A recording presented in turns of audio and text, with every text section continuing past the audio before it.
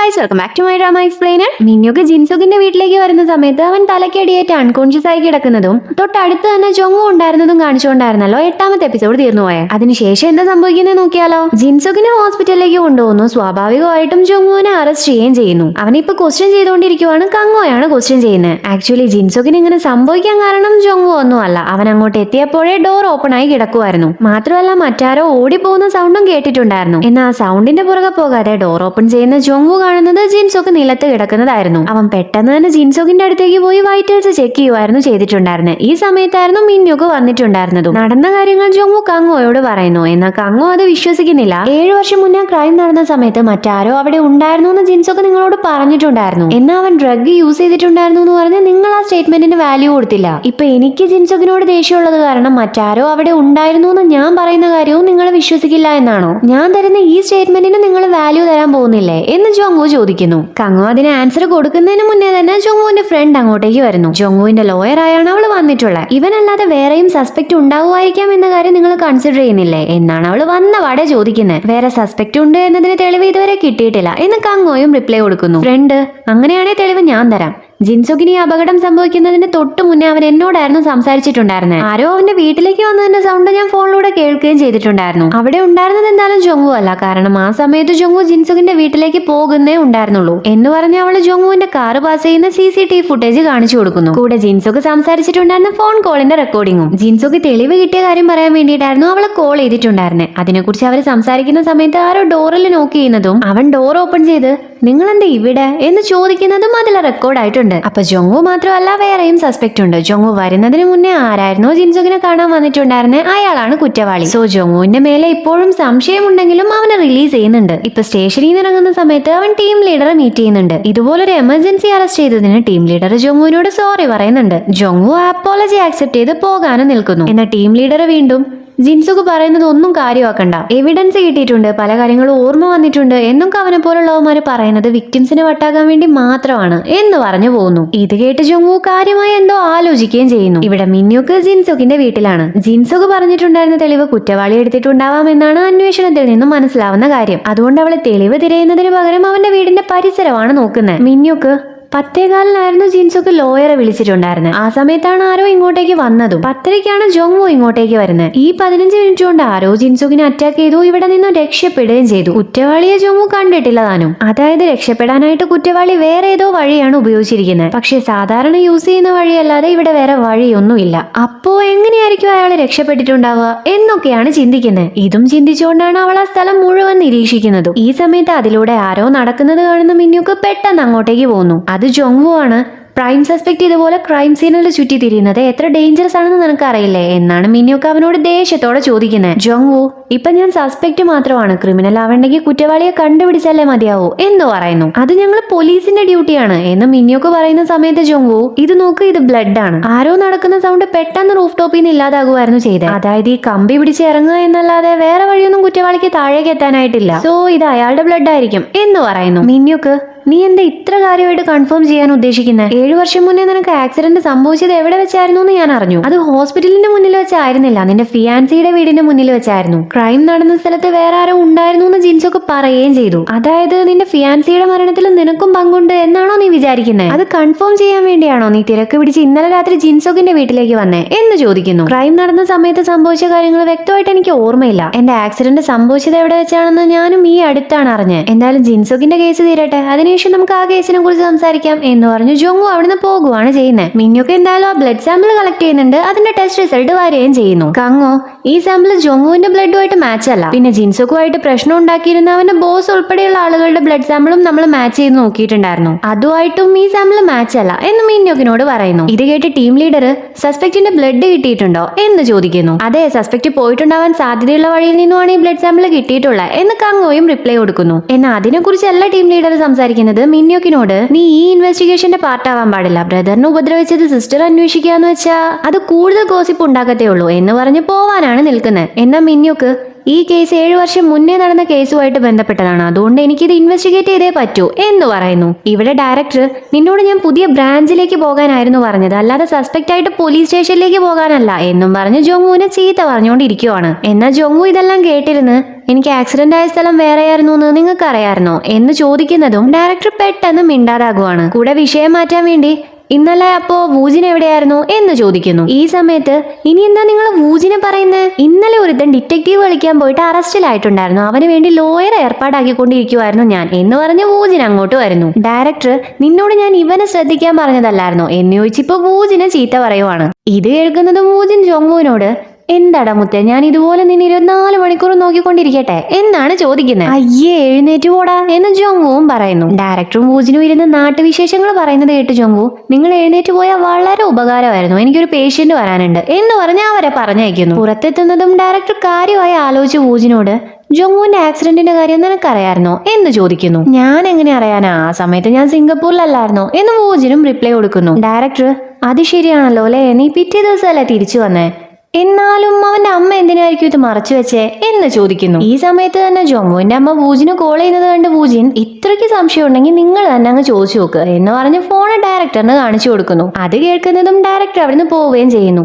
ജോങ്വുവിനെ ശ്രദ്ധിക്കണം എന്ന് പറയാൻ വേണ്ടിയിട്ടായിരുന്നു ജോങ്വുവിന്റെ അമ്മ വൂജിന് കോൾ ചെയ്തിട്ടുണ്ടായിരുന്നത്. കോള് കട്ട് ചെയ്യുന്നതിന് മുന്നേ വൂജിൻ, അന്നത്തെ ആക്സിഡന്റിന്റെ കാര്യം അമ്മ എന്തിനാ മറച്ചു വെച്ചേ എന്ന് ചോദിക്കുന്നു. ഒരാൾ മരിച്ച കാര്യത്തിൽ ഇൻവോൾവ് ആവാൻ നമ്മൾ ആരും ആഗ്രഹിക്കില്ലല്ലോ, പെട്ടെന്ന് ഇതെല്ലാം തീരട്ടെ എന്ന് കരുതി ചെയ്തതാ എന്നവന് റിപ്ലൈ കൊടുത്തെങ്കിലും അമ്മ ആകെ ടെൻഷനിലാണ്. കൂടെ ഒരു ഡ്രോയർ ഓപ്പൺ ചെയ്ത് അതിലിരിക്കുന്ന ഫോൺ നോക്കുകയും ചെയ്യുന്നുണ്ട്. ഇവിടെ മിന്യുക്ക് ജിൻസുക്കിന്റെ വീടിന്റെ പരിസരത്തുള്ള CCTV ഫുട്ടേജ് ചെക്ക് ചെയ്ത് നോക്കുവാണ്. അതിൽ നടന്നു വരുന്ന ആളെ കണ്ട് അവൾ ആകെ ഷോക്കായി പോകുന്നു. പെട്ടെന്ന് തന്നെ ഫോൺ എടുത്ത് അന്ന് ജോങ്വുവിന്റെ ഫിയാൻസിയുടെ കേസിനെ കുറിച്ച് അറിയാൻ വേണ്ടി അവൾ ഒരു പോലീസ് ഓഫീസറിനോട് സംസാരിച്ചിട്ടുണ്ടായിരുന്നില്ലേ, ആ പോലീസ് ഓഫീസർക്ക് കോൾ ചെയ്ത് നോക്കുന്നു. അന്ന് നിങ്ങൾ ലോങ് ലീവ് എടുത്ത സമയത്ത് ഇൻവെസ്റ്റിഗേഷൻ ആരെയായിരുന്നു ഏൽപ്പിച്ചിട്ടുണ്ടായിരുന്നത് എന്നാണ് അവൾ ചോദിക്കുന്നത്. അവൾക്ക് ഉത്തരം കിട്ടുന്നു, മിന്യുക്കിന്റെ ടീം ലീഡറെ ആയിരുന്നു ഇൻവെസ്റ്റിഗേഷൻ ഏൽപ്പിച്ചിട്ടുണ്ടായിരുന്നത്. ടീം ലീഡറെയാണ് ഇപ്പൊ ഫുട്ടേജിൽ അവൾ കണ്ടതും. തന്നോട് ഈ ഇൻവെസ്റ്റിഗേഷനിൽ നിന്ന് മാറി നിൽക്കാൻ ടീം ലീഡർ പറഞ്ഞതോടെ അവൾ ഓർക്കുന്നതും പിന്നീട് ടൈം വേസ്റ്റ് ചെയ്യുന്നില്ല. അങ്ങേരുടെ ടേബിളിൽ ഉണ്ടായിരുന്ന ടീം ലീഡറുടെ ടൂത്ത് ബ്രഷ് എടുത്ത് DNA എക്സ്ട്രാക്ട് ചെയ്യാൻ വേണ്ടി കൊടുക്കുവാണ് അവൾ ചെയ്യുന്നത്. ഇപ്പൊ ടീം ലീഡർ ജിൻസുക്കിനെ കാണാനും അവന്റെ അവസ്ഥ അറിയാനും വേണ്ടി ഹോസ്പിറ്റലിലേക്ക് വന്നിരിക്കുവാണ്. അമ്മ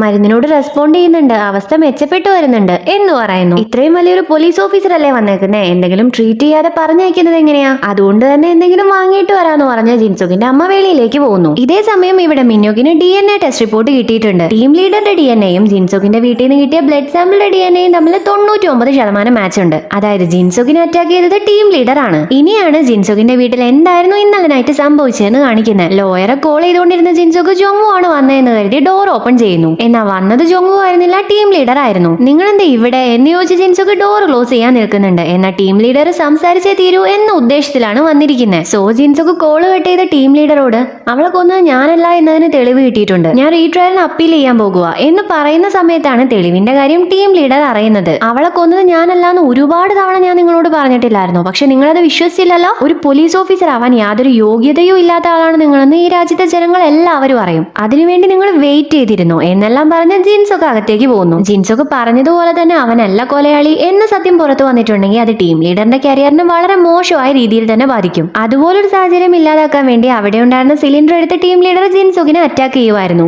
ജിൻസൊക്കെ പറഞ്ഞ തെളിവ് കൈക്കലാക്കി ജോങ്വു വരുന്നതിന് മുന്നേ അവിടുന്ന് രക്ഷപ്പെടാനും ടീം ലീഡറിന് സാധിച്ചിട്ടുണ്ടായിരുന്നു. എന്നാൽ ഇത്ര പെട്ടെന്ന് ജിൻസൊക്കെ റിക്കവർ ആവുക എന്ന കാര്യം അങ്ങേര് വിചാരിച്ചിട്ടുണ്ടായിരുന്നില്ല. അവൻ വിരലനക്കുന്നത് കൂടെ കാണുന്നതും ഷോക്ക് ആവുന്ന ടീം ലീഡർ അവന്റെ മാസ്ക് കഴിക്കാൻ നിൽക്കുന്നു. എന്നാൽ അതിന് സാധിക്കുന്നില്ല. അതിനു മുന്നേ ജോങ്വു അങ്ങോട്ടേക്ക് വന്ന് നിങ്ങൾ എന്താ ചെയ്യുന്നത് എന്നാണ് ചോദിക്കുന്നത്. അവിടുന്ന് എസ്കേപ്പ് ആവാൻ അങ്ങേര് ട്രൈ ചെയ്യുന്നുണ്ട്, എന്നാൽ അതിന് അവൻ സമ്മതിക്കുന്നില്ല. ഇന്നലെ നിങ്ങൾ എന്നോട് എവിഡൻസിനെ കുറിച്ച് സംസാരിച്ചപ്പോഴേ അത് സ്ട്രേഞ്ച് ആയിട്ടായിരുന്നു എനിക്ക് തോന്നിയത്. കാരണം ഞാൻ എവിഡൻസിന് വേണ്ടിയായിരുന്നു അങ്ങോട്ടേക്ക് പോയതെന്ന കാര്യം ആർക്കും അറിയില്ലായിരുന്നു. എന്നെ ക്വസ്റ്റ്യൻ ചെയ്യുന്ന സമയത്തായിരുന്നു ഞാൻ ആ കാര്യം പറഞ്ഞത്. ആ സമയത്ത് നിങ്ങൾ പോലീസ് സ്റ്റേഷനിൽ ഉണ്ടായിരുന്ന പോലുമില്ല, പക്ഷേ നിങ്ങൾ ആ കാര്യം അറിഞ്ഞിട്ടുണ്ടായിരുന്നു. 7 വർഷം മുന്നേ നടന്ന കേസിൽ നിങ്ങൾ എന്താ മറച്ചു വെക്കാൻ ട്രൈ ചെയ്യുന്നേ എന്ന് ജോങ് ഉദ്ദേശത്തോടെ ചോദിക്കുന്നു. അവൻ കൈ പിടിക്കുന്നതിനനുസരിച്ച് ടീം ലീഡറിനെ വേദനിക്കുന്നത് അവൻ ശ്രദ്ധിക്കുന്നുണ്ട്. ജിൻസുക്കിന്റെ വീട്ടിൽ നിന്ന് എസ്കേപ്പ് ആവുന്ന സമയത്ത് ടീം ലീഡറിന് മുറിവ് പറ്റിയിട്ടുണ്ടായിരുന്നു. ആ മുറിവായിരുന്നു ജോങ്വു പിടിച്ചിട്ടുണ്ടായിരുന്നത്. പിന്നെ അങ്ങേർക്ക് വേദനിക്കാതിരിക്കുവോ? ഈ സമയത്ത് ജിൻസുക്കിന്റെ അമ്മ അങ്ങോട്ടേക്ക് വരുന്നു. ജോങ്വുവിന്റെ ശ്രദ്ധ മാറുന്നു. ആ ചാൻസിൽ ടീം ലീഡർ അവിടുന്ന് പോവുകയും ചെയ്യുന്നുണ്ട്. എന്നാൽ അങ്ങേര് ഓടിയെത്തുന്നത് DNA ടെസ്റ്റ് റിസൾട്ടും പിടിച്ച് ദേഷ്യത്തോടെ നിൽക്കുന്ന മിന്യുക്കിന്റെ മുന്നിലേക്കാണ്. അങ്ങനെ ടീം ലീഡറുടെ കാര്യത്തിൽ തീരുമാനമാവുന്നു. ഇനിയാണ് ടീം ലീഡർ എന്തിനായിരുന്നു ഇതുപോലെയെല്ലാം ചെയ്തത് എന്ന് കാണിക്കുന്നത്. ഇൻവെസ്റ്റിഗേഷൻ നടക്കുന്ന സമയത്ത് ജിൻസുക്ക് തന്നെയാണ് പ്രതി എന്ന രീതിയിലായിരുന്നു ടീം ലീഡർ അന്വേഷണം മുന്നോട്ട് കൊണ്ടുപോയിട്ടുണ്ടായിരുന്നത്. ജിൻസുക്ക് പറയുന്ന ഒരു കാര്യം കാര്യത്തിനും അങ്ങനെ വാല്യൂ കൊടുത്തിട്ടുണ്ടായിരുന്നില്ല. അങ്ങനെ ഇൻവെസ്റ്റിഗേഷൻ അവസാനിക്കുന്നു. ജിൻസുക്ക് പ്രതിയാവുന്നു. ടീം ലീഡറിന് പ്രമോഷനും കിട്ടുന്നു. ഈ സമയത്താണ് ലോങ് ലീവിന് പോയിട്ടുണ്ടായിരുന്ന ഒരു പോലീസ് ഓഫീസർ ഉണ്ടായിരുന്നല്ലോ, അദ്ദേഹം തിരിച്ചു വന്ന് ജോങ്ങുവിന്റെ ആക്സിഡന്റിൽ എന്തോ ദുരൂഹതയുണ്ട് എന്ന് ടീം ലീഡറോട് പറയുന്നത്. അവൻ ആക്സിഡന്റ് സംഭവിച്ചത് ഹോസ്പിറ്റലിന്റെ മുന്നിലാണ് എന്ന സ്റ്റേറ്റ്മെന്റ് കൊടുത്തത് ജോങ്ങുവിന്റെ അമ്മയാണ്. സോ ടീം ലീഡർ ജോങ്ങുവിന്റെ അമ്മയോട് സംസാരിക്കുന്നു. ഇത്തവണ ജോങ്ങുവിന്റെ അമ്മ എവിടെ വെച്ചായിരുന്നു ആക്സിഡന്റ് സംഭവിച്ചത് എന്ന സത്യം പറയുന്നുണ്ട്. എന്നാൽ കൂടെ തന്നെ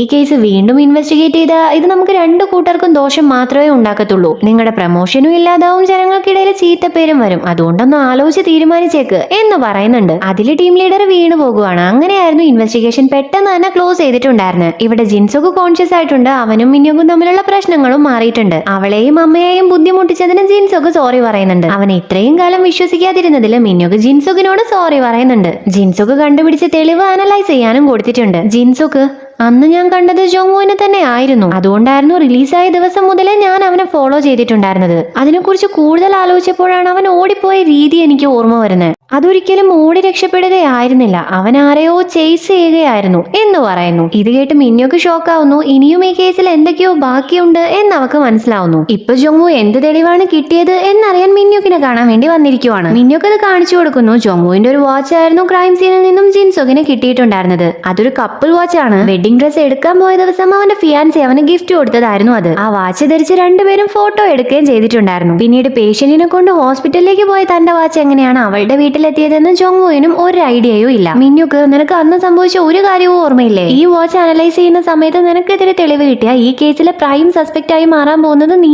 ആയിരിക്കും എന്ന് കൺസേൺ ആയിക്കൊണ്ട് പറയുന്നത് കേട്ട് ജോങ്ങു ഓക്കെ മനസ്സിലായി എന്ന് പറഞ്ഞു പോകുവാണ് ചെയ്യുന്നത്. എന്നാ മിന്യോക്ക്, നിനക്ക് എന്ത് മനസ്സിലായെന്നാ നീ പറയുന്നത്? എനിക്ക് നിന്നെ സംശയമുണ്ട്, അതുകൊണ്ട് എങ്ങോട്ടും ഓടി രക്ഷപ്പെടാതെ ഇൻവെസ്റ്റിഗേഷന് വേണ്ടി വെയിറ്റ് ചെയ്യേ എന്നാണ് ഞാൻ പറഞ്ഞതെന്നാണോ നീ വിചാരിച്ചിരിക്കുന്നത്? അതാണോ ഞാൻ പറഞ്ഞത് കേട്ട് നിനക്ക് മനസ്സിലായ കാര്യം? എനിക്ക് മനസ്സിലായിന്ന് നീ പറഞ്ഞതിന് പകരം എന്തുകൊണ്ടാ ഞാൻ എന്നാണ് നീ ചോദിക്കേണ്ടത്. വീണ്ടും ഇൻവെസ്റ്റിഗേഷൻ നടക്കാൻ പോകുവാണ്. നിനക്കാണെങ്കിൽ സംഭവിച്ച ഒരു കാര്യങ്ങളും ഓർമ്മയോ ഇല്ല. ആ ഒരു സാഹചര്യത്തിൽ നിന്റെ ഓർമ്മ തിരിച്ചു കിട്ടാൻ വേണ്ടി നീ എന്തെങ്കിലും ചെയ്യുവല്ലേ ചെയ്യണ്ടേ എന്ന് ചോദിക്കുന്നു. ഇത് കേട്ട് ജോങ്ങു അവൾക്ക് ആൻസർ ഒന്നും കൊടുക്കുന്നില്ല, എന്തോ ആലോചിക്കുക മാത്രമാണ് ചെയ്യുന്നത്. നെക്സ്റ്റ് ഡേ കങ്ങു ഒരു CCTV ഫുട്ടേജും കൊണ്ടാണ് മിന്യോക്കിന്റെ അടുത്തേക്ക് വരുന്നത്. മിസ്റ്റർ നമ്മിന്റെ മോളെ അറ്റാക്ക് ചെയ്ത ആളുടെ CCTV ഫുട്ടേജ് കിട്ടിയിട്ടുണ്ട്. കങ്ങു, ഈ ഫുട്ടേജിലുള്ള ആളും അന്ന് മിസ്റ്റർ നം മരിച്ച ദിവസം വേറൊരാളുടെ ഫുട്ടേജ് നമുക്ക് കിട്ടിയിട്ടുണ്ടായിരുന്നില്ലേ, അയാളും സെയിം ആണ്. ബോഡി പ്രപ്പോർഷൻ മാച്ച് ചെയ്ത് നോക്കിയപ്പോൾ 95% മാച്ച് വരുന്നുണ്ട് എന്ന് പറയുന്നു. ഇതേ സമയം മിസ്റ്റർ നമ്മിന്റെ മോളെ വാച്ച് ചെയ്തുകൊണ്ട് നിൽക്കുവാണ് ഡയറക്ടർ. ഇത് കണ്ട് അങ്ങോട്ട് വരുന്ന ജോങ്ങു നിങ്ങൾ എന്താ ഇവിടെ ചെയ്യുന്നത് എന്ന് ചോദിക്കുന്നുണ്ട്. ആദ്യം ഒന്ന് പതറിയെങ്കിലും ഞാൻ പേഷ്യന്റിന്റെ കണ്ടീഷൻ ചെക്ക് ചെയ്യാൻ വേണ്ടി വന്നതായിരുന്നു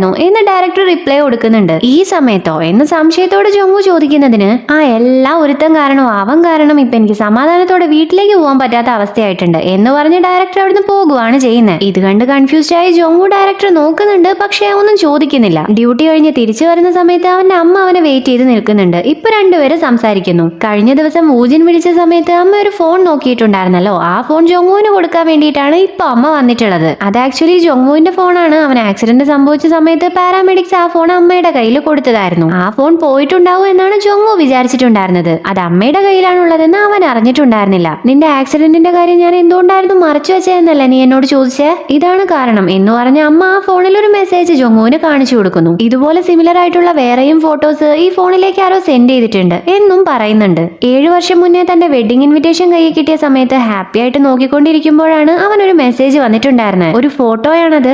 അതിൽ അവന്റെ ഫിയാൻസിയും വേറെ ഏതോ ഒരുത്തരും ക്ലോസ് ആയിട്ട് ഇരിക്കുവാണ് ചെയ്യുന്നത്. അത് ആരോ ഫോട്ടോ എടുത്ത് ജോങ്ങുവിന് അയച്ചു കൊടുത്തതാണ്. ഇത് ഓർത്തെടുക്കുന്ന ജോങ്ങുവിനോട് അമ്മ നിന്റെ ഓർമ്മ ബ്ലോക്ക് ആയത് എന്തോ പ്രധാനപ്പെട്ട കാരണം കൊണ്ടാണെന്ന് ഇപ്പൊ നിനക്ക് മനസ്സിലായില്ലേ എന്ന് ചോദിക്കുന്നുണ്ട്. കൂടെ തന്നെ അമ്മ നീ ഇപ്പോ ഈ ഒരു സിറ്റുവേഷനിൽ ഇവിടുന്ന് മാറി നിൽക്കുന്നതായിരിക്കും നല്ലത്. പുതിയ ബ്രാഞ്ചിലേക്ക് പൊക്കോ, എല്ലാം ഒന്ന് സെറ്റിൽ ആയതിനു ശേഷം തിരിച്ചു വന്നാൽ മതി എന്നും പറയുന്നുണ്ട്. പിറ്റേ ദിവസം സ്റ്റേഷനിലേക്ക് താൽക്കാലികമായിട്ട് പുതിയ ടീം ലീഡർ വരുന്നു. ജോങ്ങുവിന്റെ വാച്ച് അനലൈസ് ചെയ്ത റിസൾട്ട് വന്നിട്ടുണ്ട്. അതിൽ ജോങ്ങുവിന്റെയും അവന്റെ ഫിയാൻസിയുടെയും DNA ഉണ്ട്. കൂടെ തന്നെ വേറൊരാളുടെ DNAയും ഉണ്ട്. അതുകൊണ്ട് തന്നെ ജോങ്ങുവിനെ ക്വസ്റ്റ്യൻ ചെയ്യാൻ ടീം ലീഡർ പറയുന്നു. എന്നാൽ ജോങ്ങു ഹോസ്പിറ്റലിലും ഇല്ല വീട്ടിലും ഇല്ല. പോലീസ് അവനെ അന്വേഷിക്കുന്നുണ്ട്. മിന്യോക്കാണെങ്കിൽ ജിൻസൊക്കെ പറഞ്ഞ കാര്യമാണ് ആലോചിച്ചുകൊണ്ടിരിക്കുന്നത്. ജോങ്ങു ആരെയോ ചേസ് ചെയ്യുമായിരുന്നു എന്ന് പറഞ്ഞ കാര്യം. ഈ സമയത്ത് തന്നെ അവൾക്ക് ഫോറൻസിക് ടീമിൽ നിന്നും കോൾ വരുന്നുണ്ട്. അത് അറ്റൻഡ് ചെയ്ത് പുറത്തേക്ക് വരുന്ന മിന്യോക്ക് കാണുന്നത് അവിടെ വന്ന് നിൽക്കുന്ന ജോങ്ങുവിനെ ആണ്. പോലീസ് അവനെ അന്വേഷിച്ചുകൊണ്ടിരിക്കുന്ന സമയത്ത് അവൻ പോലീസ് സ്റ്റേഷനിലേക്കാണ് വന്നിരിക്കുന്നത്. അങ്ങനെയൊക്കെ ആണെങ്കിലും മിന്യോക്ക് അവനെ അറസ്റ്റ് ചെയ്യുന്നില്ല. പകരം അവനെയും കൂട്ടി അങ്ങോട്ടോ പോകുവാണ് ചെയ്യുന്നത്. ഇവര് രണ്ടുപേരും പോകുന്നത് കണ്ട് കങ്ങോ അത് ജോങ്വു അല്ലേ എന്ന് ഒന്നും മനസ്സിലാവാതെ ചോദിക്കുകയും ചെയ്യുന്നുണ്ട്. ജോങ്വു ഇപ്പോ നിന്റെ ബിഹേവിയർ കാണുമ്പോ ഞാനല്ല സസ്പെക്ട് എന്ന് നിനക്ക് വിശ്വാസം ഉള്ളതുപോലെ ഉണ്ടല്ലോ എന്ന് ചോദിക്കുന്നു. അപ്പൊ നീയാണ് നിന്റെ ഫിയാൻസിയെ കൊന്നതെന്നാണോ നീ വിചാരിച്ചു വെച്ചേക്കുന്നേ എന്ന് മിന്യോക്കും ചോദിക്കുന്നു. ആ വാച്ചിന്ന് നിന്റെയും നിന്റെ ഫിയാൻസിയുടെയും DNA കിട്ടിയിട്ടുണ്ട്, വേറൊരാളുടെ DNAയും കിട്ടിയിട്ടുണ്ട് എന്നവള് പറയുന്നതും അയാളെ ചേസ് ചെയ്ത് പോയ സമയത്താണ് എനിക്ക് ആക്സിഡന്റ് സംഭവിച്ചത് എന്നവൻ പറയുന്നത് കേട്ട് നിനക്ക് ഓർമ്മ വന്നോ എന്നാണ് വിശ്വാസം വരാതെ മിന്യോക്ക് ചോദിക്കുന്നത്. ജോങ്വു നീയല്ലേ എന്തുകൊണ്ടാ ഞാൻ എന്ന ചോദ്യം ചോദിക്കാൻ പറഞ്ഞ് ഞാനത് ചെയ്തു, ഞാൻ ഒരുപാട് ആലോചിച്ചു, അന്ന് ആ വീട്ടില് വേറെ ആരോ ഉണ്ടായിരുന്നു, അയാളാണ് സസ്പെക്ട് എന്ന് പറയുന്നു. അതെ, ആ സസ്പെക്ടിനെ കണ്ടുപിടിക്കാനാണ് ഇപ്പൊ നമ്മൾ പോകുന്നത് എന്ന് മിന്യോക്ക് പറയുന്നത് കേട്ട് ജോങ്വുവിന് ഒന്നും മനസ്സിലാവുന്നില്ല. ഇതോടുകൂടെയാണ് ഈ എപ്പിസോഡ് തീരുന്നത്. അപ്പൊ വീഡിയോ ഇഷ്ടപ്പെടുന്നെങ്കിൽ ലൈക്ക് ചെയ്യുക, കമന്റ് ചെയ്യുക, സബ്സ്ക്രൈബ് ചെയ്യുക.